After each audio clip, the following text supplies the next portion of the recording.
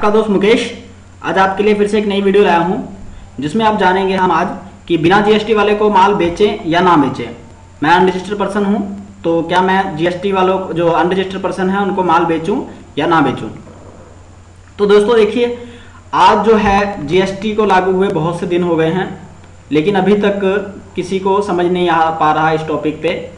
तो दोस्तों देखिए, होलसेलर जो है और जो सप्लायर है वो अनरजिस्टर्ड को माल बेचे या ना बेचे इस कंफ्यूजन में है, क्योंकि उसके पास रिटेलर भी आ रहे हैं, ठीक है, और उनके पास छोटे दुकानदार भी आ रहे हैं और बहुत से छोटे छोटे जो शॉपकीपर हैं वो भी आ रहे हैं माल खरीदने के लिए। लेकिन उनके पास ये दिक्कत है कि वो उनको माल बेचे ना बेचे, ये उनको समझ नहीं आ रहा। दूसरी ओर ये दिक्कत उनके पास भी है जो कि छोटे सप्लायर हैं और दुकानदार हैं, वो माल खरीदना तो चाहते हैं लेकिन उनके पास जीएसटी नंबर नहीं है, इसलिए वो माल खरीद नहीं पा रहे हैं। तो दोस्तों इसका कारण मैं आपको बता देता हूं। देखिए, अगर छोटा दुकानदार अगर जीएसटी रजिस्ट्रेशन उसके पास नहीं है तो इसका मतलब ये है कि उसके पास उसकी जो टर्नओवर है वो 20 लाख से कम है। तो जीएसटी में इसके रूल हैं, वो मैं आपको आगे बताऊंगा। तो इससे पहले दोस्तों, अगर आपने मेरे चैनल को सब्सक्राइब नहीं किया है तो आप सब्सक्राइब कर लीजिए। अगर कमेंट में अगर आपको कुछ लिखना हो तो वो भी आप लिख सकते हैं, मुझे सुझाव दे सकते हैं। और इसके बाद अलावा अगर आपने शेयर करना हो तो आप सिर्फ शेयर और लाइक भी कर सकते हैं, ठीक है। तो आगे चलते हैं हम इस टॉपिक पे शुरू करने के लिए। तो देखिए दोस्तों, रजिस्टर्ड पर्सन जो सामने वाला है, रिटेलर या शॉपकीपर या होलसेलर भी हो सकता है, तो वो अनरजिस्टर्ड को माल बेच सकता है, ठीक है। जिसकी टर्नओवर 20 लाख से कम है वो अनरजिस्टर्ड है, ये तो हमें पता ही है। और वो रजिस्टर्ड डीलर से माल खरीदना चाहता है और खरीद भी सकता है, इसमें कोई शक नहीं है, ठीक है। तो जीएसटी के रूल के अनुसार 20 लाख के टर्नओवर तक के जीएसटी नंबर लेने की कोई जरूरत नहीं है, ये जीएसटी में पहले ही प्रावधान है। तो इसके बारे में आगे बता देता हूं। देखिए, जो जीएसटी रजिस्ट्रेशन पर्सन है वो रजिस्टर या अनरजिस्टर्ड पर्सन को सेल कर सकता है। इसकी कुछ कंडीशन है, वो मैं यहाँ पे आपको क्लियर कर दूंगा कौन कौन सी कंडीशंस हैं। तो देखिए, पहली कंडीशन है, पहली जो नंबर है, interstate and within state supply made to the registered person. यहाँ पे मैं रजिस्टर्ड पर्सन की बात करूंगा।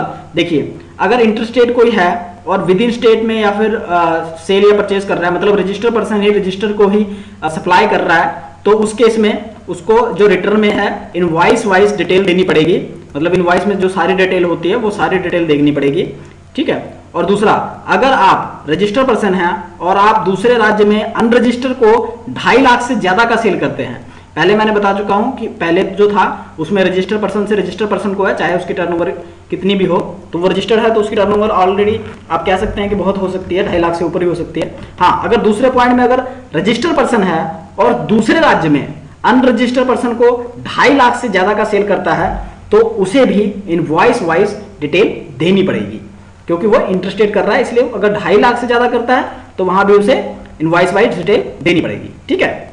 इसके अलावा इनवॉइस वाइज डिटेल तो दे दी, इंटरस्टेट को ये मैंने आपको बता दिया, ठीक है। अगर रजिस्टर्ड पर्सन सप्लाई करता है दूसरे रजिस्टर्ड पर्सन को तो वहां पे उसे इनवॉइस वाइज डिटेल देनी पड़ेगी, ठीक है। और दूसरा, अगर उसकी वैल्यू 2.5 लाख से ज्यादा होती है इंटरस्टेट में, ठीक है, तो वहां भी उस अनरजिस्टर्ड को सेल करने पे तो वहां भी उसे इनवॉइस वाइज डिटेल देनी पड़ेगी।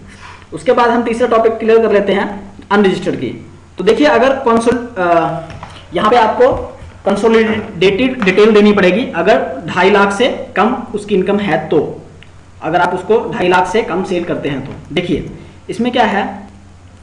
देखिए, स्टेट वाइज आपको supply, state wise interstate supply with invoice value up to ₹2.5 lakh rupees made to unregistered person of each rate of tax, ठीक है। अगर आप रजिस्टर्ड पर्सन हैं और आप दूसरे राज्य में अनरजिस्टर्ड पर्सन को 2.5 लाख तक का इनवॉइस करते हैं, मतलब 2.5 लाख हुआ नहीं है, 2.5 लाख से कम तक का इनवॉइस करते हैं, और जीएसटी में, तो जीएसटी में क्या करना है, जीएसटी में आपको सिर्फ उसे इकट्ठा करके बताना है और आप बताना है आपने कि अनरजिस्टर्ड पर्सन को इतना आपने सेल किया है।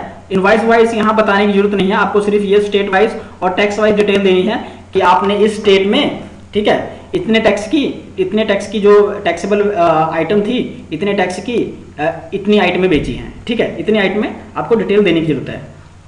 मैं उदाहरण के तौर पे आपको बता देता हूं।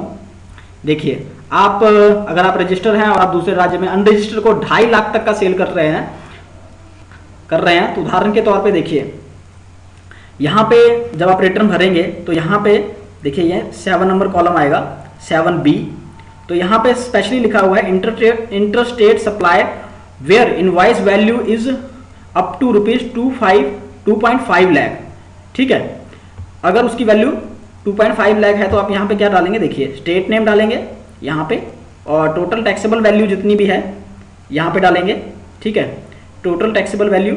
और यहाँ पे इंटरग्रेटरी टैक्स है, अगर सेंटर टैक्स है या स्टेट टैक्स है तो, या ऐसा तो यहाँ पे आप पूरी डिटेल डाल देंगे, ठीक है।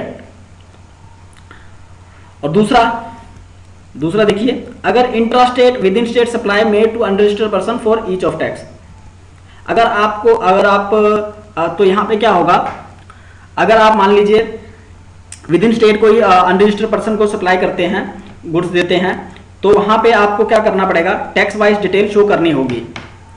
अगर उसकी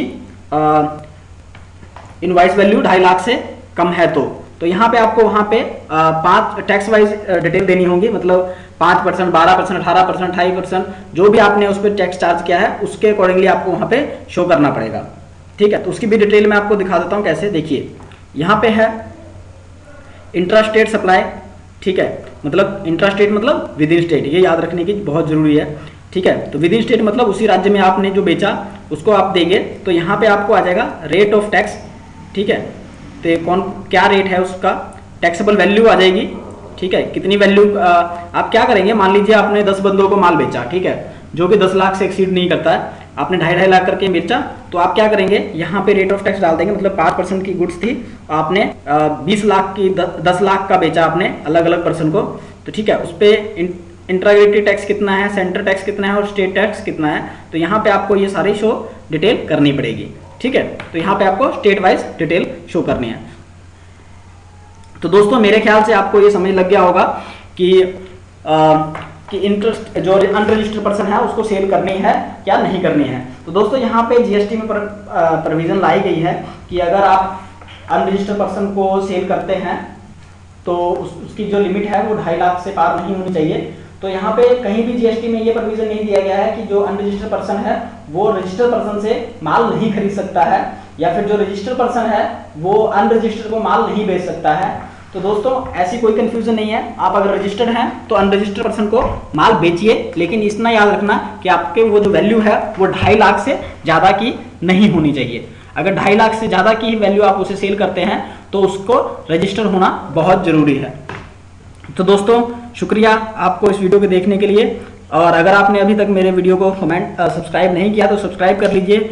अगर कमेंट बॉक्स में आप कुछ लिखना चाहते हैं, कुछ सुझाव देना चाहते हैं तो वो भी दे सकते हैं, और अगर आपको अच्छी लगी हो तो उसे लाइक भी कर सकते हैं। तो दोस्तों शुक्रिया इस वीडियो को देखने के लिए, धन्यवाद, आपका दिन शुभ रहे।